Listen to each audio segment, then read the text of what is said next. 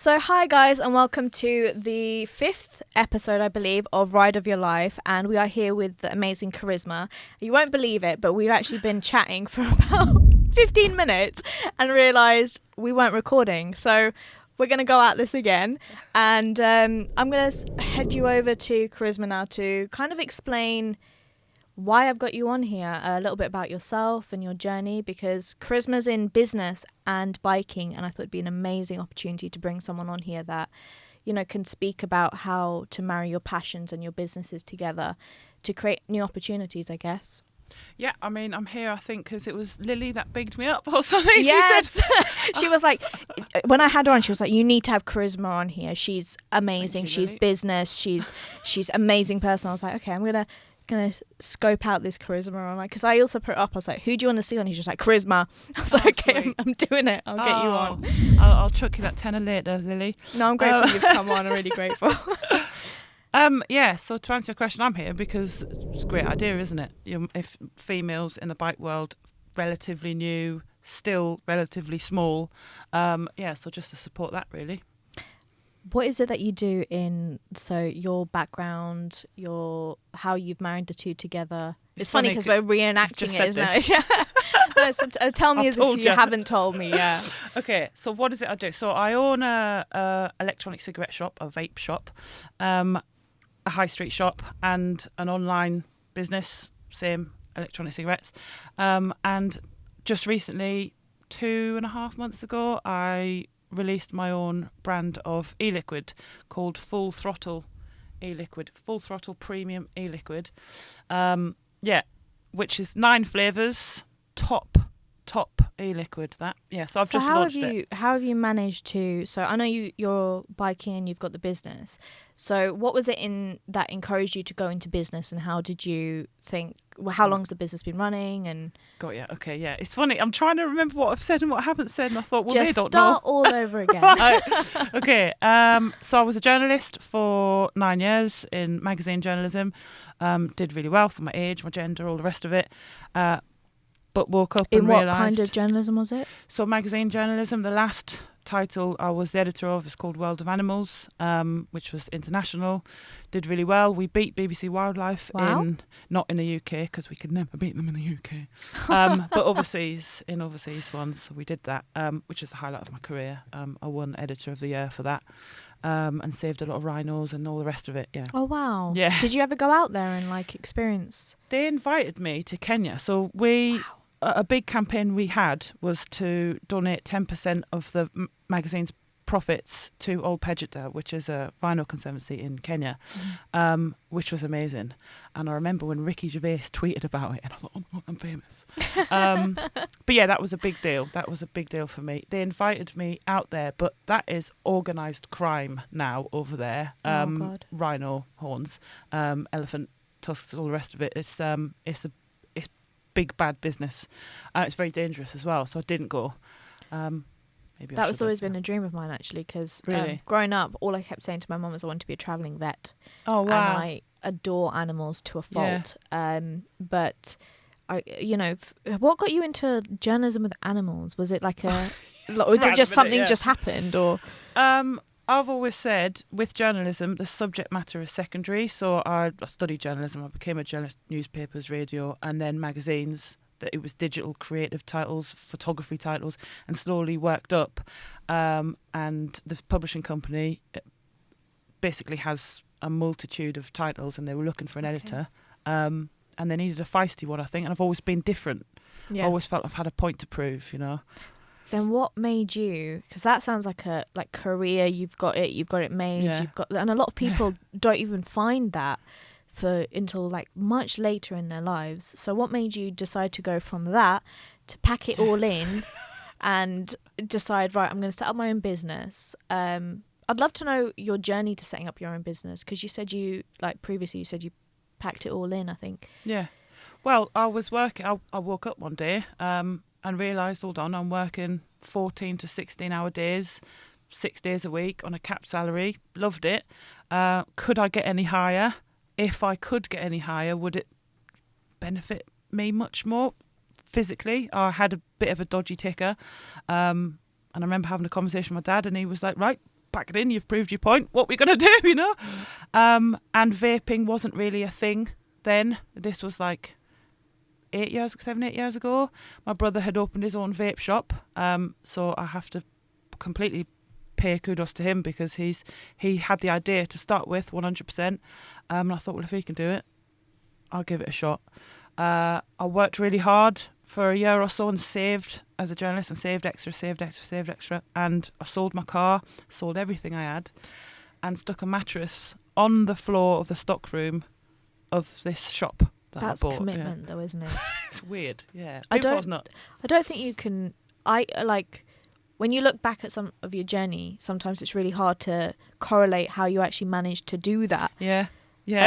With what's because if I looked at like selling all my possessions and doing that, it stresses me out. Yeah. I'm is it worth it? Is it better to be safe? But what made you completely decide to stretch that? You said you had a dodgy ticker, as you put it. What is the situation with that? Just hurts a bit sometimes. Okay, That's so it, was that really. a big motivator to why you? It was the final straw, I think. Okay. I was, 28? I'm 35 now, so I was 28, 29, or less. But I shouldn't be working that hard, having a pain in my heart. Went to hospital, dealt with it, for someone else. As much as I love that, and if he's watching, I really thank you. Yeah, they're people that are they help your journey.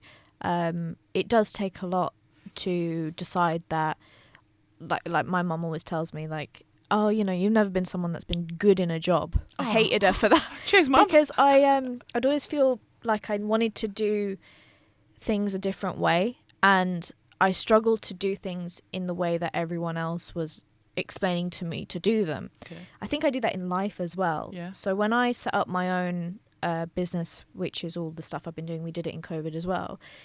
It just was mind-boggling and exhausting and we had each other. Did you do this on your own, or how does that journey look? Because there's a lot of people now, especially in uncertain times, that are looking at life and thinking, do I have the guts to go or the ability to go and start my own business?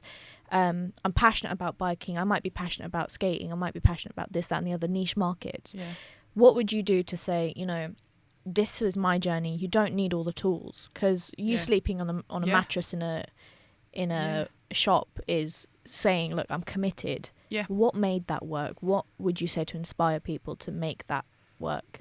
It sounds cliche as hell, but you've literally got one life, and crack on. So YOLO. Is that what I'm going to plaster everywhere? You said that. I would never say that. But yeah, 100%. And people, when you discuss then, you like to do things differently, so you don't like to conform, right? That is me to a T. I don't even think it's not even liking to. I just sometimes don't understand. Yep. So people explain something one way, and I just don't get it. Oh. And I feel bad. That's different then. That's a different problem. A different problem. I feel bad because I'm thinking, well, why wouldn't we just do it this way? And it was the same when, a lot of my friends, they've got married, they've got kids, they've got houses, and I'm there with my bike and my cats, and I'm just found a guy, okay, I'm doing it all backwards. I mean, I did it that way for a little while. I didn't decide. It just wasn't fulfilling me. I realised I wasn't happy. I suffered with weight issues. I was anorexic for a while. Then I put on loads of weight, and then but I didn't acknowledge that was the problem. I just wasn't happy. Yeah. And sometimes even going through the stresses of setting up a business, I'm more fulfilled. 100%. There you go. That's what. There you go. Yeah. Wrap it up here. I'm trying to control my Yorkshire accent. No, it came out. We need to put a shot of vodka in that coffee, then you go full on Yorkshire. But that's it, fulfillment. I think that's the key word, fulfillment. So I don't know if this is on actual camera or this is before we were recording. But I don't work for money. I work for fulfillment. Yeah. Genuinely, that sounds so cliche and bollocks, but it's so true. If you work for fulfillment, you make yourself happy, the money will come, or whatever you want will come. So I see it every day in the shop. I shouldn't say this in case customers are watching, but I do see it every time I'm in the shop. You see maybe a chap that's done the right thing. He's got 2.4 kids and he's done what he's supposed to do, but they're not happy. I'm not saying that people who are married and 2.5 kids aren't happy, if that's not for you, don't fucking do Yeah. it. Don't do it. Don't tick it off because it's a box to tick off. Yeah. I think that's do you like, what's your background like? Because I know that you said that you're Chinese British. Yeah. You're Yeah. Chinese British. Do you have a lot of cultural influence, or Yeah. is Yeah. it? I'd love to know, because I know that I have it in my background. I Yeah. don't know what it's like in your backgrounds. It's work ethic. Like, Yeah. what- Okay. my mum's from Hong Kong, and if I whinged about anything, she'd be like, "You don't know what real struggle is." Like, fair play, and Yeah. she's right, isn't it? I've seen where she's from. I've seen where my dad's from, and how lucky and how well I've had my life because of them. Like, I owe it to them to be the best I can be, to be Mhm. the happiest I can be. Yeah, I mean, I didn't have a bad upbringing, but we didn't have a lot of money. But they worked their nuts off, and that's what. So what when I'm you supposed to packed do. it all in, did that affect them in any way, or what was their opinions on Yeah, it? they were like, "Go for it, love." Yeah, you That's can do it. different. Yeah. See. Really? Yeah, because in my background, I did the whole find a guy, settle down. I Right. did that whole Yeah. spiel at the beginning. I'd done it all by 20. Yeah. And yeah, and then I was like, now what? Like, wait, where's the next step? And it wasn't written like that was it. That was my title. She's fine. She's taken. She's all this, that, and the other. Oh yeah. And I then pursued business because it was the only other acceptable industry, because I liked creative arts, and that Oh, God. wasn't. Yeah, Oh, no. Don't be doing that. So we pursue business because it's kind of a thing to be proud of. Yeah. And Yeah. then the creative arts is just like the substance underneath. Yeah. Because there's a lot of creativity in business, and Yeah. it's a chance to say, well, I'm the boss of my business. You can't tell me what to do. Yeah. But I don't think I've ever actually talked to anybody about from a Chinese background with that, what that looks like. So I know the work ethic's incredibly strong. Yeah. Ours, because I'm Muslim and Indian and mixed together, Right. it's more of a, when are you married? Yeah. Oh, I see. But I know that work ethic it's a completely different mentality as well. Because I only ever think of British mentality compared to Asian mentality, but I don't ever think of the other. The other Asian. Yeah. Yeah. Just graft. Just work. Yeah. That's all. If you're not going to become a doctor, a lawyer, Yeah. or a banker, you own your own business. It's probably going to be a restaurant. Yeah. Or you're going to gamble it all away. I can say that because I'm half Chinese. But yeah, 100%. I mean, I don't know many Chinese people that don't own their own businesses, I suppose. But I was quite surprised that, considering you were so high flying in journalism, Yeah. that they were like, yeah, go for it. Go do your... It's cool, isn't it? Because Yeah. your dad said to you, you proved your point, pack it and do what Yeah. you need to do. Yeah. I think the mentality that I've been brought up with was like, no, you die in a successful business. gosh. You die in successful business. I think I got quite lucky with my mum, because my mum deviated from the norm. She married an Englishman, for Yeah. example. Of course, you're Yeah. That's big. That was big. And that's probably been quite difficult for her. But she grafted and worked so hard herself. And my dad's my biggest inspiration is my dad. He would only ever want me to do something I'm happy to do. I'm quite lucky with them two. I really adore them both. They've always backed whatever I want to do. So what then? So bringing this full circle with, how did your business influence your bike life? So what got you into biking? How did that all start? Because you've got a really bright pink bike Yeah. out there. Yeah. How did that all start for? Because also that's another. I don't think about it, but it's another faux pas in a lot of Yeah. cultures, Yeah, especially right. female, to be on a bike. Yeah. So It's my dad's fault. really, 100%, yeah. Well, he used to bike. My uncle bikes. My granddad used to bike, so it's completely his fault. Tattoos, all of it's his fault. Blame him. Yeah. Just the thrill of it, I think. I've always wanted a bike when I was a kid, and I always wanted a Ninja because that's the only one I've heard of. okay. You know, when you're a kid, it's like, oh, Ninja. Don't know what it is. It's got 2 wheels. But that's why I've probably ended up with one. And I was actually, as a journalist, there was a designer working on one of the titles, and he came in on a Blade, and I was like, take me out in the back of that, please. And he did, and it's his fault. I got a super bike. I got a sports bike, yeah. Okay, because it's... How long have you been riding now? 4 and a bit years, so not long. Okay. Yeah. I always feel like, oh, there's hope for me then, because I'm pretty new. Yeah. But I also feel like sometimes I'm late to the party. No. And yeah, you just 30. feel like, what the hell's going on? But So I don't think it's about length of time. I think it's about miles. So Okay. whereas it's been 4 and a bit years, but this bike I've only had for 1.5 years, and I've done 19,000 miles on it. Which I'm sure other people have done a lot more. But for a sports bike, it's a bit weird to have that many miles on it. You know, I've ridden to Paris, to France, to Wales. I'll nip out to Wales. this is why you connect with Lily. Lily's been everywhere, Yeah, hasn't she? she has. She has. She's a globe trotter on her bike. Yeah, same. Yeah. So I don't think it's time because I think in terms of mileage, I've probably done like 8 or 9 years. I don't know, maybe not, but I think it's miles, decent miles as well, not just like round the block. Yeah, because that's the thing. I'm trying to get my miles in now, but I'm still a bit. Well, I came off my bike, so obviously I'm a bit jittery about it. But no, that for me, when you see a woman that's from a cultured background, she's got her own business, and she's a rider. You're just like, huh? What happened? Yeah, right. How are you here? Strange. Yeah. But you're bringing them weird women together, like, because do you know what I mean? You're bringing I needed those the together. inspiration though, because for me, I was like, wait, I can't be the only one here that just feels completely lost and just like, what the hell is going on? So I thought, okay, if there was something like this for a younger version of me, or an older version of me, or just a version of me somewhere that just wants guidance or something to listen to when they're feeling down and out, then this was what it was. But then also finding ways to expand myself, because even hearing that you've got a business, how you've married the two together, because it's called Full Throttle, isn't it? Yeah. So what made you link the two together? So over lockdown, very difficult time for all independent businesses, very difficult for me. Basically, I used my own personal Instagram to promote the business. I didn't want to do that at first because I didn't want to put half of my followers off, because they follow me for bike content, not vape content.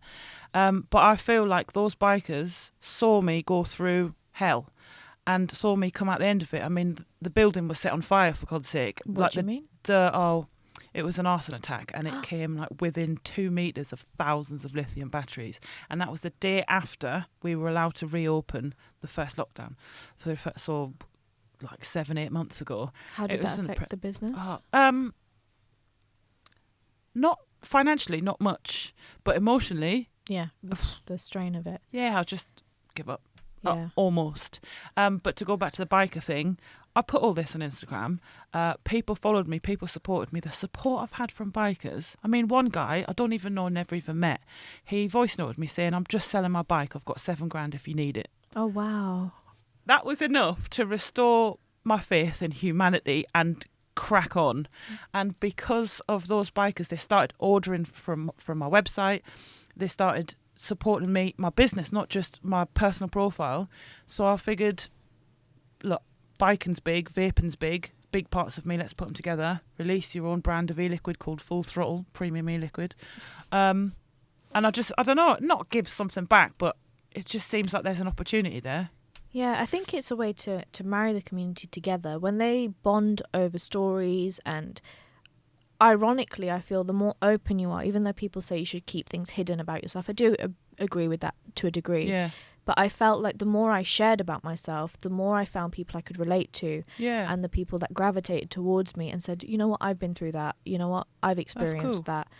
And it feels like now there's not a lot of security in jobs, in work, in anything. Yeah. But even like tomorrow, you don't know what's going to happen with work, business, anything. And the people in the network that you build are the people that carry you. They're the blueprint that designs where you go next. Yeah. Because I've hit rock bottom so many times with business. I was in tears the other day with my mum saying, this is the 4th time I've started from scratch, and I'm not going to let it go, because I've changed a lot as a person. I don't even recognise sometimes who I used to be. What, from starting your own business? Yeah. That's cool. Because I used to literally let everything slide. Someone would be like, I'd have ordered a coffee and they'd have brought me a milkshake, and I'd just gone with it. But now I'm just like, no, excuse me. Excuse me. I asked so many questions when I would never have asked before. And this is like 2-3 years ago. Right. And it was just making the decision where, because I remember there was a point for me after my relationship broke up. It's about 4 years ago. I went through a lot of health and confusion with myself, and I thought, okay, the best thing I can do is read a book. If I read 1 page a day, that's progress. Yeah. Okay, if I get up every day that's progress. Then I adopted a cat. Great. And then I was just like, okay, little bits of progress. And it kind of resonated with the story that you said. You just had your mattress and you just got up and you made it happen. Yeah. And there wasn't a plan B. No, don't ever have a plan B. I think that's scary for a lot of people to hear, though. But I also feel like when you have the plan B, you're kind of like, okay, I'm going to fall back on that. That's Exactly. my fallback. And I suppose it's to inspire people through this on where to go next. So if you could give anyone some advice on starting their own business, what would it be? Start yesterday. Do you know what I mean? The introvert in me is like, oh no, I've missed my opportunity. Oh God, I'm too old. Well, for example, I read something, I can't remember exactly what the maths, and I should be good at maths. But if you wake up 2 hours early every day, earlier than normal people every day, and go to sleep 2 hours later every day. Yeah, because you were up really late last night. I was thinking she's travelling down. Yeah. And she's up at half past midnight. It's complete fear of missing out. But also wasting, I'll sleep when I'm dead, It's wasting time. And COVID's kicked my butt with that. I'm even more get up and go now. I'm now launching another business. And are we allowed to know what the other business is? Nope. Okay, you have to follow your socials then to keep an eye on you. Yes, please, yeah. So, and if you basically work a couple of hours extra every day, you've got a month ahead of your competition already. Because if you stop, there are millions of people just waiting to jump into where you are, especially in this industry now. So I would have thought in Instagram and social media and all the rest of it, which I'm quite new to, there are freaking millions of people that want to do what you want to do. So if you don't give it everything you've got and some other, I was going to say C word then, some other person. See you next Tuesday. But they're going to do it, aren't they? And they won't have the excuses. There is a saying that really bugged me when I was younger, which was, for every idea you have, 6 other people have just got the same idea. Yeah, right. And that's so stressful because you're like, oh, got to move. Like, yeah, I've got to act upon it. And that for me has been it's a driving factor, because also the other one was that graveyard one, which is overused now, where it's like go to a graveyard and realize how many ideas and dreams have died, or something equivalent to that. And it's quite morbid. It is, isn't it? It is. But then you also think, okay, if I don't act on it, I'm going to end up here anyway. So why not just keep going? Because I did at one point in my life feel very, very low. And I did lose a friend to suicide. So I even if sometimes those thoughts entered me, I did think, if I just play this through, however, like, throw all the toys out, let's do it however, like, stop caring about the structure, let's just go for it. Yeah. That's where the most magic has been where I've literally been like, okay, I'm just going to go for it. I'm just going to... And that's worked? Yeah. It's not even that it worked. It's I surrendered to the situation. I just said, okay, this is the situation as it is. I'm going to do what I want to do. I've, in my head, lost everything. Yeah. So there's nothing to lose. Let's just go for it. That sounds good to me. And it doesn't sound like surrendering. It sounds like accepting, doesn't it? Yeah. Yeah. That's maybe a better way to put it, because it was... Yeah, thank you. Just teaching you here, coaching. I'll take my monthly fee after. Because that's what I've gained from a lot of the women I've spoken to in riding. They've gone through something which has been a turning point in life, whether it's a really big high or a low. There's something that's inspired them into riding, and they've kind of flourished in different areas. A lot of them are entrepreneurial. A lot of them are, they're so magnificent in different ways. Right. And when Lily was telling me that, oh, you have a business, I was thinking, how is she managing a business even through COVID? How is all of this happening? Because it's a time where a lot of people just, like, even I just wanted to sleep and just like, where's the next work? Where's work coming from? Like, what sleep? Yeah. Well, I know you don't sleep. No. You're just like the tape of the eyes up. What would you say has been the most rewarding thing about having a business? Other than fulfillment. What does that fulfillment mean? Just being the best I can be at something. So if someone comes in and they've never, that's actually a good side of it, they've never vaped before, but they smoke and they're on 40 a day, the direct fulfillment from that is as far as I'm concerned, you're helping save that person's life. Mm-hmm. Even if you do that once, that's that's done, fulfilled. Is that Happiness. a massive like Driving drive force? for for you? 100%. Driving force. That's a good Full one. throttle. Riding force. Yeah, but yeah, 100%. That's half the reason why I did get into the vape industry, because I believed in it. My dad's a nurse by trade. Okay. And he said, this thing's going to save people's lives. You watch. And I know there's a lot of people who don't believe in it, but I do this day in, day out. I've done it for 7 years, done it for hours and hours and hours a week. It works 100%. People's lung capacity increases. It stops people dying. If people do it for the right reason and they do it properly, they go through the right people, it works. And that's fulfillment when you make a difference like that.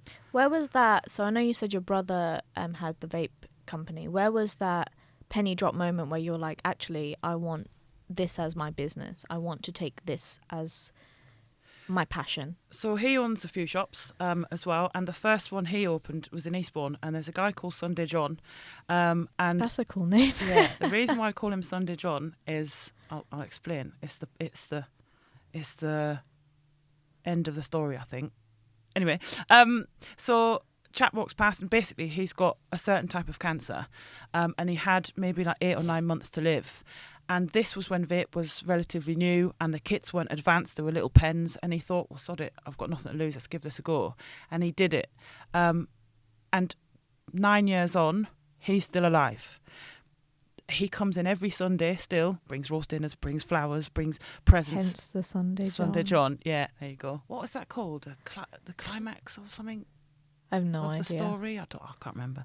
But I was a journalist at the time, and I heard about this story with my dad, who was semi-retired and working in a shop here and there for my brother. And I thought, right, I need to open my own vape shop. 2 and 2 together, like I needed out of the industry I was in. I wanted to be self-employed, and I know this stuff's going to work. And the amount of rubbish that I faced because people didn't believe in vaping, and the amount of rubbish I still face as well. So that goes back to mindset then. How have you used your knowledge, and what do you do to help keep you with your blinkers on, so as to speak? I've just baffled you. Yeah. Like, how do you keep yourself focused without looking at the negativity and the dramas of the people around you? And because there'll be a lot of naysayers, a lot of people, especially in vaping, Yeah. a lot of people that say, oh, you know, it's this, it's Yeah. that, you shouldn't be promoting this, that and the other. How Yeah. do you keep your head straight, keep your self-belief? Because I see it day in, day out. I see it. I'm in tears once a week at the shop, because you get maybe an uncle or a mother or a son or something that comes up, thank you so much. No one's ever got my grandma off smoking, or no one's ever helped my daughter quit smoking or something. And a lot of these vape shops are owned by big chains, which is fine. But they don't have the personal touch, possibly. Whereas I will give a shit if you stop smoking or not. If you come into my shop and you want to quit smoking, I will give you the best advice. And if I see you out smoking, if I'm out on the town and you're smoking, I will kick you. I care. And I think that passion might resonate, and they believe that. Always trust the Geordie. I'm always telling the truth. So I think they come to me for that, and I see it work. And that's how I am. That's your driving force. Yeah. So you see the inspiration around you continuously. Yeah. Does that affect you in other areas of your life? Because I know you're now diversifying, saying that you're going to set up another business, which you won't disclose. Yeah.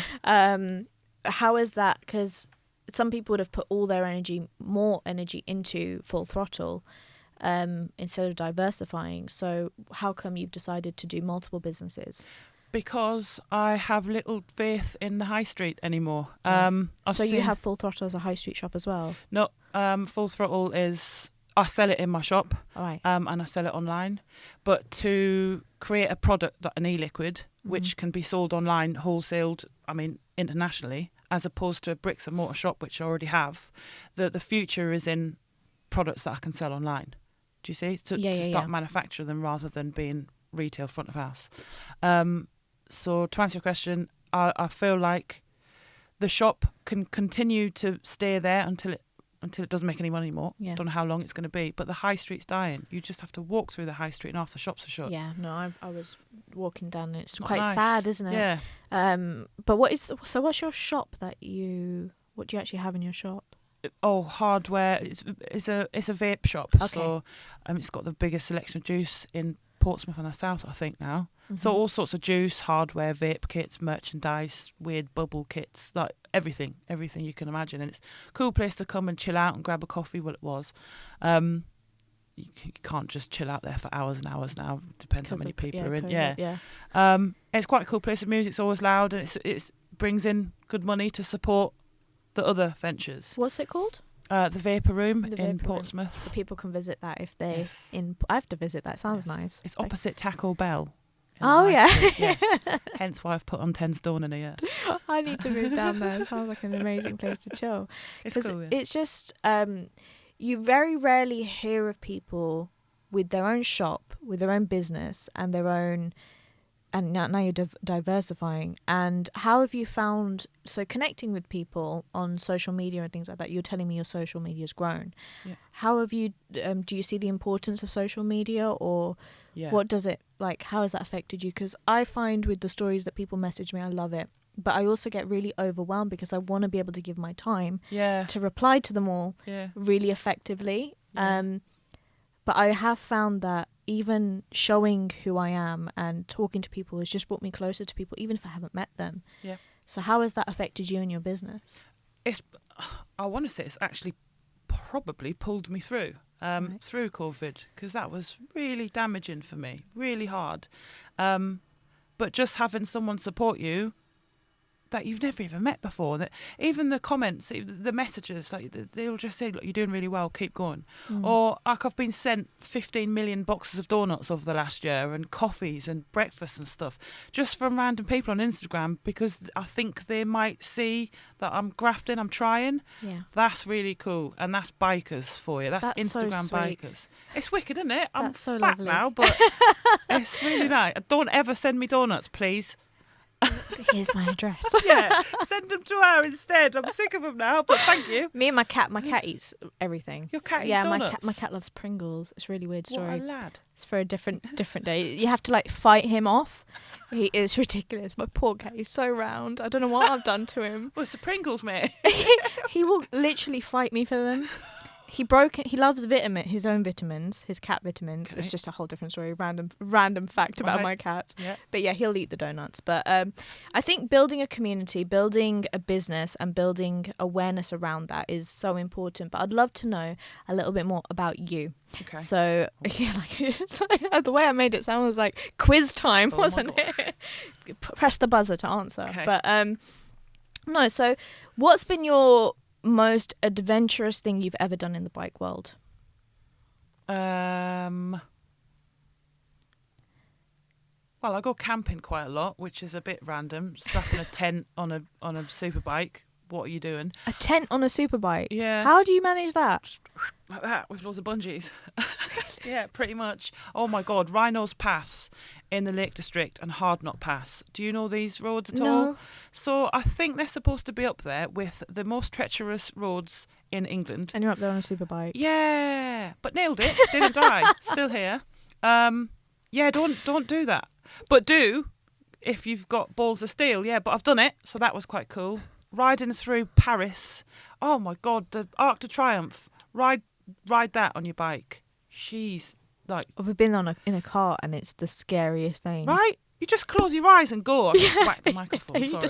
You're just like, please don't die. You just like go with the traffic. And then I said, when we were going through rural France and we had to drop through Paris and then we were going through, I said, right, the one thing we want to avoid is the Arc de Triomphe. What inspired you to say, all right, I'm going to go on my ninja all the way to Paris?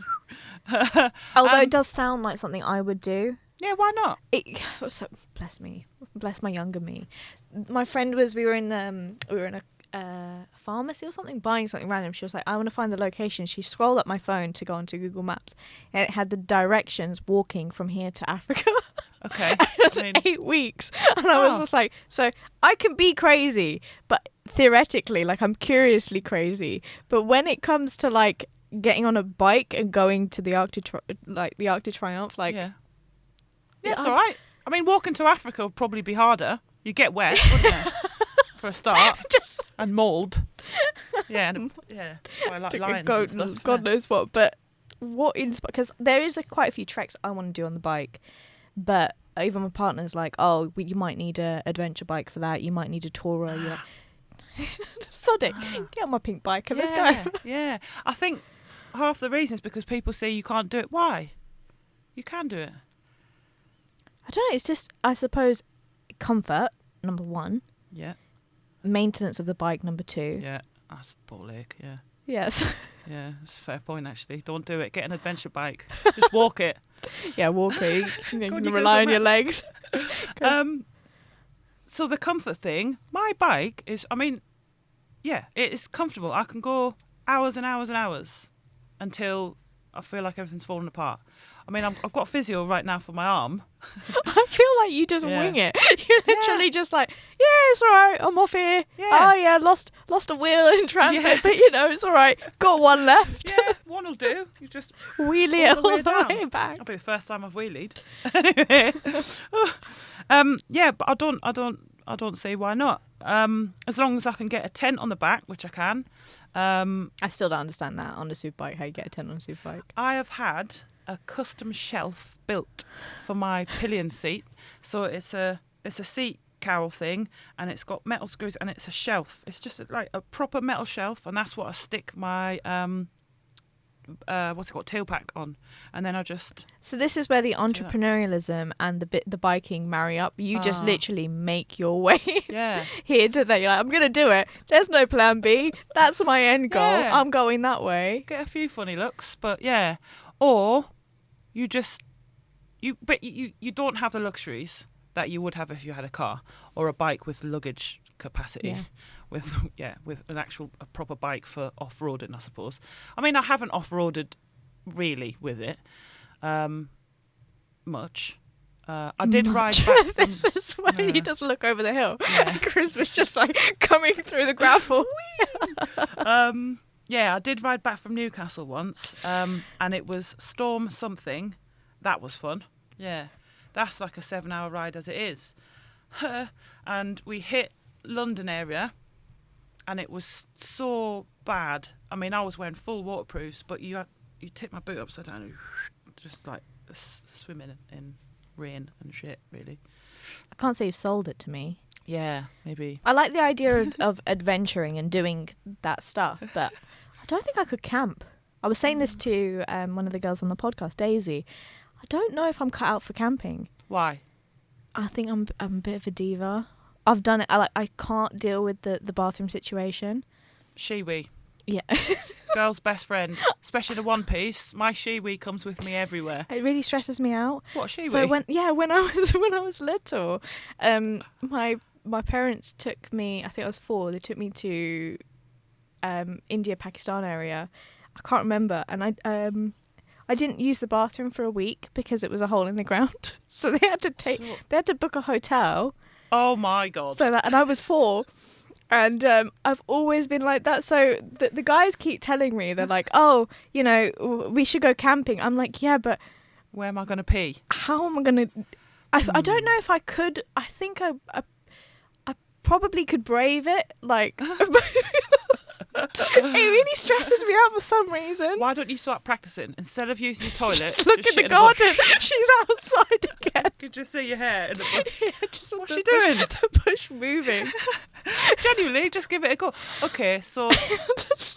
Well, really, if you're out in the middle of nowhere for 7 days and there isn't no glamorous bog, you're going to pee in the bush, aren't you? You have no choice. Oh my God, I was in Bali, and they have this really weird system where you can't flush toilet paper in the toilets because they have no sewage system. This conversation is so strange. Yeah. But I really needed the bathroom, and I was like, okay, I really need to go. So I went and asked this lady if I could use their restroom. So I went in. See, look, I'm all posh. I have a restroom and all this. What is that? Yeah, I'm from Yorkshire, really. My mum's complete opposite. She camps and does all this. Does she? She has a shiwi, and I've seen it, and I'm like, just no, I'm not dealing with it. Oh, no. But yeah, it's just I was there, and I walked into this bathroom, and I was like, I walked straight back out. I was like, I can't, because they put all the tissue in this bin, and I couldn't deal with it. So I was like, Yeah, no, camping ain't for you, is it? I really want to explore things. And my business partner, best friend Shaz, he's just like, I'm gonna get a camper van. And I'm like, with a toilet in it though. And he's like, no. Oh. And I'm like, but then where will I stay? God. I want to come on the adventure, but I can't. I'm such a diva. Peeing is quite inconvenient though. I hate it. As a lady, for sure. Yeah. As a biker. Oh. Actually, you know what's really funny? We have a client of ours that works on an airstrip, and he's always my business partner's like, you always get really drained when you're working out there. I'm like, yeah, because there's no toilets on the airstrip. The boys can go behind the bush, but it's a mound. But I can't drink anything for that day because I can't go anywhere, and I want to remain like dignified. So Who needs dignity? I'm just a diva in myself. Like, I know I'm the one with the problem 100%, but it's just, that's why what puts me off the idea of like camping, because I wanted to do Route 500. I've been talking to everyone about it. The North Coast 500. Yeah. I'm doing that in July. But you're going to do the camping way, aren't you? Yeah. Right, yeah. So I'm there You want looking. an I'm Airbnb, looking. Where are the best hotels, Airbnb to stay? Well, to be fair, that's not a bad shout, is it? As you're half doing it, so then maybe the next step is one day you camp, and then the rest is in an Airbnb. Would you believe it? I bloody signed up to do Machu Picchu last year. I was supposed to go. Where are you going to pee? Yeah, but I was just like, I'm just going to brave it. I'm going to do it. Then the trip got cancelled because of COVID. I bet you were chuffed, weren't you? I was like, whew, because I've cycled Costa Rica, but Wow, that's cool. it was like a 9-hour day ride, but I would wait till we got to the next hotel. And because I was sweating loads, my body just didn't need to go anywhere. Quite dangerous, It's isn't a it? really weird conversation, isn't it? Yeah, should we change Should we it? go off the toilet conversation? No, so that's what I get afraid of. Like, going alone. I don't know how you girls have done the going at it alone on the route 5. Right. How did that happen? Yeah, okay, right. You don't know how girls go at it alone. Oh, Woo. Imagine the followers you'll get from that. Okay, I don't know how you guys have travelled and done all of those treks alone. Right. Because I get quite daunted by that idea of the travel alone.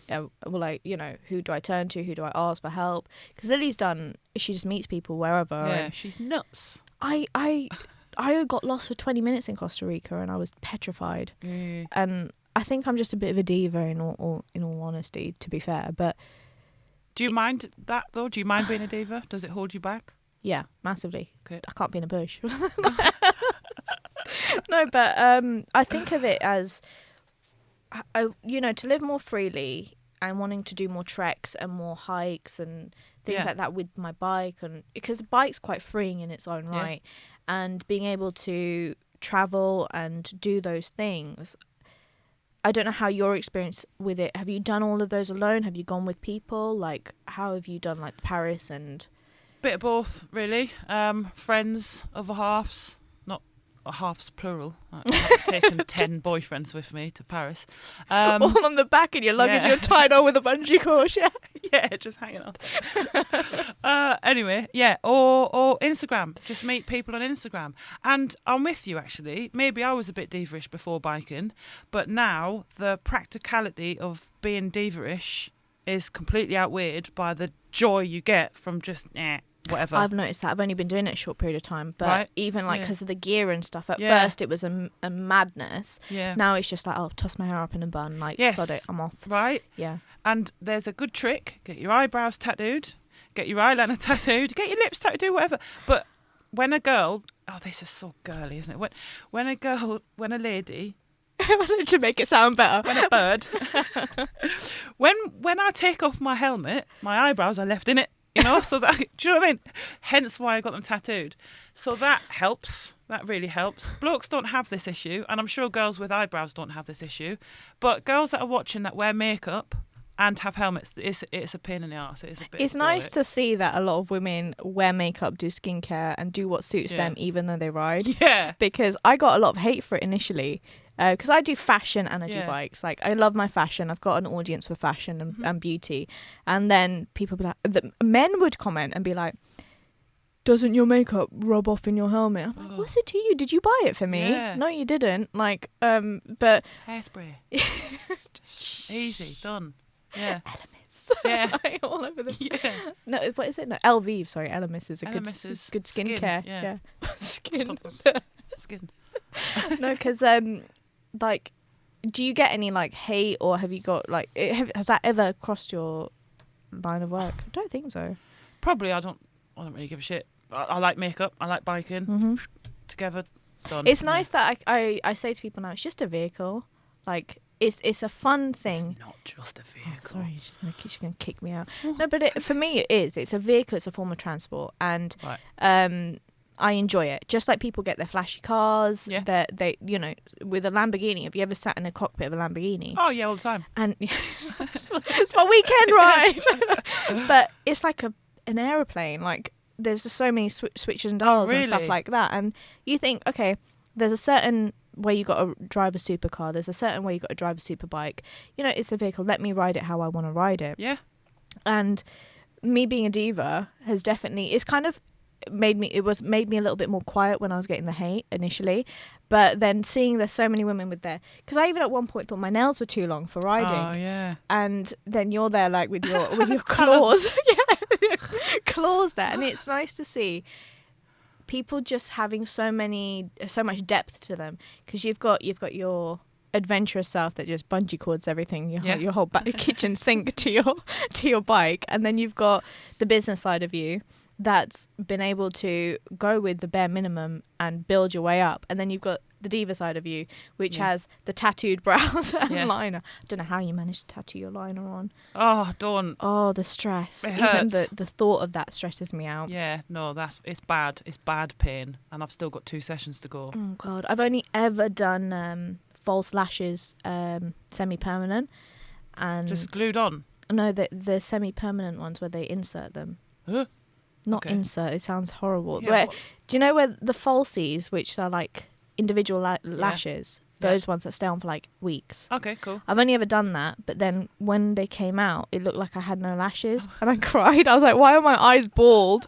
And I remember being in Milan, and I was just bawling my eyes out, and then it wasn't helping because they were then falling off with more lashes. I was just like, "I'm never Oh. doing this again." Oh no. And I've only ever once had acrylics done, Right. and they did it wrong, where my fingers were so sensitive I couldn't touch them, so I never did it again. But then I have heard a lot of people tattoo their makeup on, but that for me, I'm like, Step too far, isn't it? but then what if you want to change your look? What if you don't want to have eyeliner? Screwed. Absolutely screwed. I did wake up and think, why have I just done this then? That's a bit when I'm 90. But I wake up and look fabulous. Yeah, for a couple of years and then hate it. But it's just, so because I'm half Chinese, the whole of my right side is tattooed from my toes all the way up, the back, the front, the rest of it. Oh wow. So I thought I could handle pain, like 6 hours on my spine. But 6 minutes on my eyelids. On your eyes Yeah, though. no, it was bad. Stupid thing to do, really. I've got the next session in 2 weeks. Can't Right, wait. it's something to look forward to. I'm going to get pissed. What is the okay? I don't know where this conversation has gone. Like so many twists and turns. I I know. can't believe it. Started off in Sorry. all about bikes. Fine, we're having a good chat. That's all it was about. No, it's okay. So you said that you did a lot in the Peak District, Lake District. Lake District, And on Peak your District, yeah. lake. See my accent. Lake District. Lake District. And so what else have you done? You've done Paris, and what other adventures have you done? I don't really know if I feel like I should have done more now. So we had the Nürburgring booked in the same year COVID started. Have you done track and stuff? Yeah, I've done a few. Oh, yeah, that was a big one. Andalusia was my first ever track event. Don't do your first track abroad. My God. What is with you and like throwing yourself in the deep end? I don't know, mate. I've You're got no idea. Done it, mate. Done it. Completed You're like the person that goes out on a night out and then you like completed it, mate. Yeah, I'll Completed end it. up in jail or dead or something. Yeah. I'm not dead. I'll always climb a tree if I'm out on the piss. If there's a tree, I'm What? up it. Why? Don't know. I like trees. When I'm drunk, trees are my friend. Yeah, I'm up there with my pot noodle. Anyway. Wait, you just have it in your handbag. Yeah, just I whip always it bring out, noodles. Then get on your bike and go. Yeah, I'm so yellow. Right, what was the question? So Andalusia. yeah. You said you'd done that. You just completely thrown yourself in the deep end. Yeah, that was nuts. And I remember contacting using him Kate for Yeah. some advice. Like, I'm on my first track day. and I'm in a different country, and I feel like they're going really fast, and I thought I was fast, but like people are turning up with 3 bikes each. Like these guys were nuts, and it was quite aggressive. I felt, and I was the only female. Long story short, I was supposed to book on Almeria, the track next door, which had novice, inters, and expert. It had the thingies, whereas the one I was on didn't. So you just And went in. free for all, mate. Yeah, loved it, hated it, put me off completely. Is that the only one you've done? I did Brands Hatch like the week before, Okay. but didn't get out because it was Hoonan. So I went to Brands Hatch, didn't get out. So the idea was I was supposed to have a bit of practice in the UK, work, everything else, weather. Didn't get any practice. Ended up in Andalusia. Like, my God, this is It takes a different type of rider to, I don't know, put their bikes in a van and nip up to Silverstone or whatever, or to actually ship their bikes out to a different country, Yeah. hire a car, get a hotel, all the rest of it. For someone that's been riding 4 years, you seem to have like literally Yeah. Yeah. done it, mate. Is literally like the name of this podcast. mate. We've done it, mate. Completed it, mate. That's it. It's, No, I haven't. I need to do more. what track, kind I of think. things would you want to do in the bike world? Do you know what? It's weird. I've got a sports bike, but I like travelling. I'm not a big trackhead. I'm not up for that much. I'm more up for travelling and strapping unnecessary stuff on the back of a bike. Yeah, seeing the world. We again this year we're supposed to do Pyrenees. You should have been Indian. Should I? Strapping everything to the Oh, back of the yeah. bike. We're just clinging on. Yeah. There's 10 people on the bike. That's fine. That's so true. In Vietnam, they've got like their whole family and chickens on a bike. Like a whole coop of chickens and 10 kids. What? Hey, Yeah. no bungee cords either. Nailed Just it. balance. Yeah. Completed it, mate. Yeah, I mean, they're living. Like, that's hardcore. There's a baby. Like, she's holding a baby. What are you doing, love? I went to India 2016, and I kid you not, I had the most anxiety because we're brought up with the whole health and safety here. Like, Yeah, they don't give you you know, shit. they're just like, you know what, get on. And I'm Yeah. like, oh my God, because even on the trains, you just see people You just just grab, hold on. and you're like, oh my God. Yeah. That's cool, though. When you came back, were you, like, a bit more chilled about how safe we are in England? I in think I got comparison? worse. Oh, God. Yeah, I think I've become like, that, is it safe? Is it fine? Right. But I think that's breaking it more and more. I'm in the riding world Cool. Yeah. because I meet people like you that's just like, oh, you know what? Yeah, it's fine. Bring Yeah. your whole house. We'll go out. Well, that's it. I think to be a biker, male or There's female- charisma up the tree. Yeah, with a pot noodle. Why are you I throwing? don't know. Peas, don't like them. Okay, so you want to do more adventuring on the bike. You're not inclined to go more the professional route of like track and Yeah, I might. I'm just completed it. Yeah, oh yeah. I don't know. At the moment, while I still can, and I'm still young enough to do 10 hours on a bike and travel and stuff, I want to see more of the world on the bike. Like, I want to take it. I want to tour America. Is it a simple process getting your bike out there, or would you just get a bike out there? What, for track? No, for track or travel, I guess. Yeah, it's fairly simple. Just strap everything on it, jump on a ferry. But potentially with I want to do America, I'm possibly going to rent bikes out there. Yeah. I have to get rid of some points to do that first, though. I don't know the rules yet. I can't rent a bike now. Don't let me anywhere near anyone else's bike. I've got 9 points and 3 on the way. If anyone wanted transparency, I think you definitely Yeah. provide it. You're like, yeah, completed it, mate. Yeah, points completed. Points, them and all. point completed. Collected them God. all. Points mean prizes. Winning. Okay, so you wanna travel more because I've not experienced track.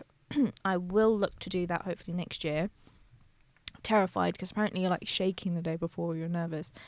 You probably not because you probably didn't realise till you got Yeah. there. You're like completed it. Like, what's happening tomorrow? I'll probably be pissed.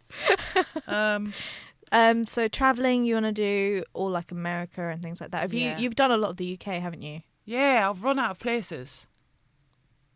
That's really disheartening for me because I'm like I want to do all of this, but I'm like, you're like complete it, mate. Gonna go do Yeah, it but all. I'm old. You've got You're another not, 10 years till you're my age. old. You're not even old. It's like, I do feel like a lot of people, you gain confidence quickly on a bike, don't you? A lot of people. It depends if you shit or not, doesn't it? Well, on me, I've just wheelied my way off, haven't I? Oh God! Just so you know, we've all done that. Like So you which- have, it's a rite of passage. Wait till you drop your bike in front of everyone. That's another rite of my passage. God. Just get up and go woo woo woo. I feel I jinxed myself because I was out with Lily and Ruby the night before, and I was like, no, never dropped it, never come off it, and literally the no. first thing that happened the next morning was that, and I was just like, oh, my Did you get it God. on camera? No, but my partner goes, I wish I had my GoPro. And I was like, we're never speaking of this again. And I got back on the bike, carried on, and I was like, could feel like my legs bleeding, and I was just like really creaky for the like next 2 weeks. But No. it happens. I think, you know what, it was a good thing in a weird way, because the thing I was most scared of was coming off. Right. So when I came off, I was like, oh, I survived. Completed it. I'm didn't- okay, Yeah, right. completed it. Were you Done. wearing all the right gear? No, I wasn't. I was wearing biker gear, but I wasn't like fully protected, like because I was only meant to be out for like a summer ride, not far. Yeah, I know. So this is where I literally, after that, I was no holds in any of my clothing or anything like that, no scuffs. Thankfully, I just Sweet. ripped my jean a little bit. Bike jeans? Bike jeans. Oh, so you were wearing bike jeans, Yeah. yeah. So, but they weren't like, I wasn't wearing my full on leathers or anything Yeah, like but- that. yeah. So I don't know. It was a interesting experience, and it did shake me a little bit. But when I got back on and carried on, I think it's when you overthink a situation, Yeah. and I think that's what gets you really far, is that you don't seem to overthink situations. No. You seem to Think about it. It's all full the throttle, solid- isn't it? That's Hey, it. hey. Mantra there. Go full throttle at life. That's it. Business coaching done. Yes. Thank you. Completed it. God. Oh no. You're gonna mess me up for the next week now. That's all I would be like. Completed it, Completed it, mate. It's like some sort of in-betweeners conversation. Yes. I love in-betweeners. They're my idols. There you go. Yeah, completed Teenage it. boys. Done. Yeah. So in the business world, what are your aspirations then for that? Because I know you're combining the two, in a not planned way. So your full throttle and your bike world have. Did the Yeah. name come from the biking, or was that named that anyway? No, I named it Full Throttle. There's a pink ninja on the front. It's me. Yeah, but Yeah. because of that, was it named something else beforehand? Because you said the audience grew because you were sharing your story within the past year. Did you name it Full Throttle? Yeah. Intended for being in the bike world. Yeah. Okay, Yeah. good.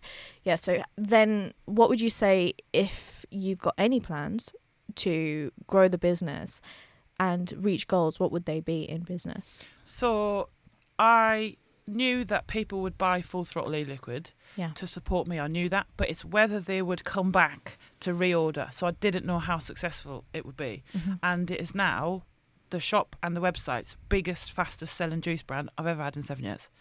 So it's been successful. So now I'm thinking, nailed that. Let's do it again. Maybe a different brand. Maybe a different product.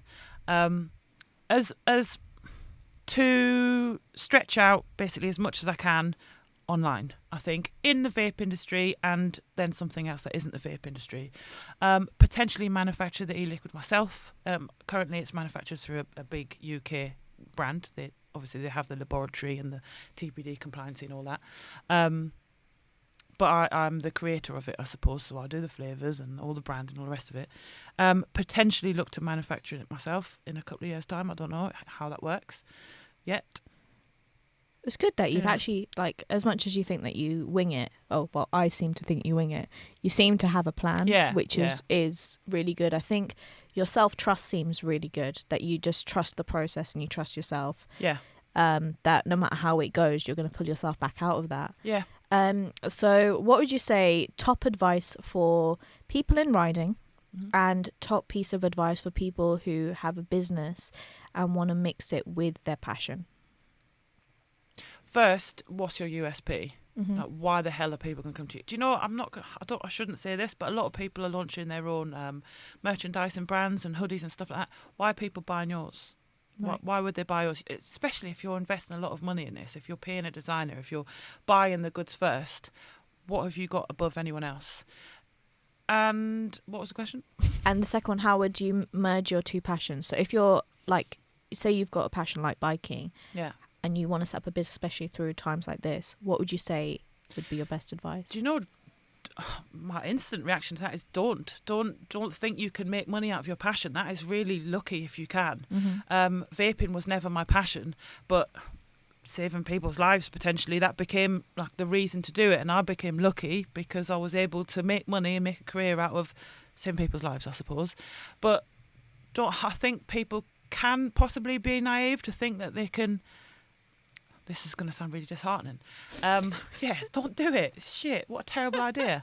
Let's just be realistic, you know. Use your business head first, especially if you're investing a lot of money in this. Yeah. But if you think you can do it, don't give up. It'll take you years before you start making any money. And it depends what financial situation you're in, I suppose. Like when I opened my first shop, I didn't have a mortgage, didn't have kids, didn't have anyone. Just sod it. Why not? If the worst case scenario, I'm going 40 grand's worth of debt, I'll work my way out of that. That's fine. But if you have a mortgage and kids to look after, you have to see what you can risk and see what you can't. Yeah. So weigh it up smartly. Yeah. Don't don't throw everything at it without knowing your own capabilities. Yeah. Because also having a passion, if you're starting to make money out of your passion, doesn't that ruin your passion? It becomes your job. It becomes. Yeah, tell me about it. Right? No, there's some like I always equate it to. I loved Dorothy Perkins when I was younger. Okay. Then I worked at Dorothy Perkins, never went back. So interesting, eh? There you go. Yeah. I realised that because I've got a lot of chefs and restaurant owners in the family. Obviously, I'm Chinese, but they hate cooking now. Yeah, and that's one of my passions is cooking. And I thought I'll open a restaurant one day. I thought, no, because then I'll hate cooking, won't I? I feel like you have to surround your passion with reasons of why. Because for me, biking's a passion, beauty's a passion, right. But and fashion.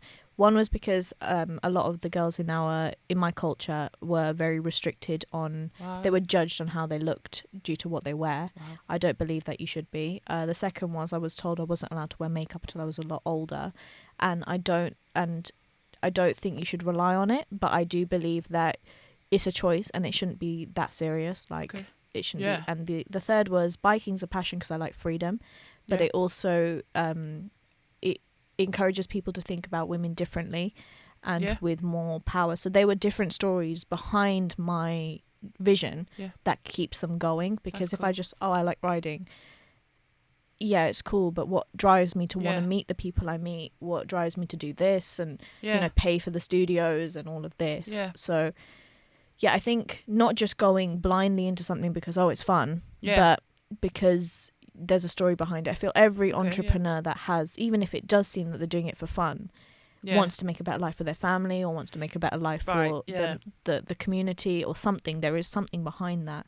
So I think, you know, if people want to do that, it'd be distinguishing the why of what broader image that has. Because you say you want to save lives, you've got a nurse in the family. You know, there's a broader image there. Which I think is super important. And for me, a big thing is I never want to feel stagnant. So if I haven't achieved something life-changing or something that I'll remember for the rest of my life in 1 year, I'll feel like I haven't progressed somehow. And that can be anything. It can be like opening a new shop, starting a new business, learning to ride a bike, buying a fancy car. Or it can be anything.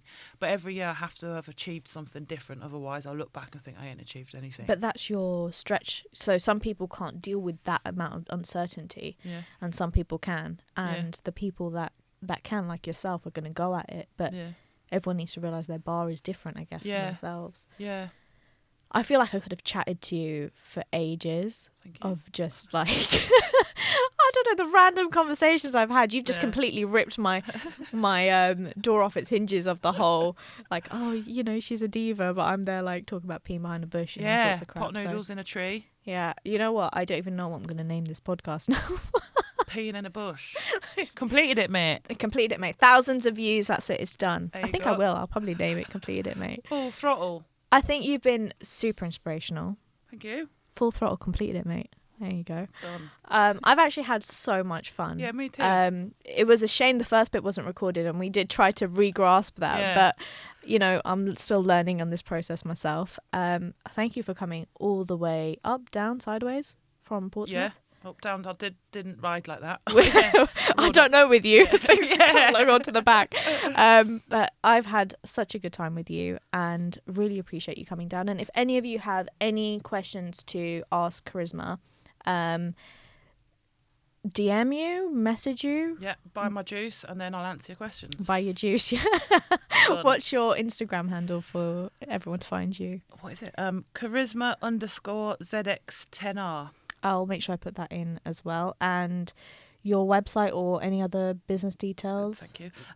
thevapeshoponline.co.uk. That's where you can find everything. Mm-hmm. Or just specifically fullthrottleeliquid.co.uk. I'll make sure I put all of that in as well so people can Nice, thank you. access you. But I think you're a really fun story to follow, and Thank you. I really enjoyed connecting with you. So thank you, Lily, as well for Thank you, Riri. Riri. Riri. Hopefully no more trips to the A&E. Yeah, oh my gosh. It's a different Yeah. story. And thank you all for tuning in. I know I've been getting an amazing response from all of you, and I've really appreciated all the feedback and love building this community. So until the next time.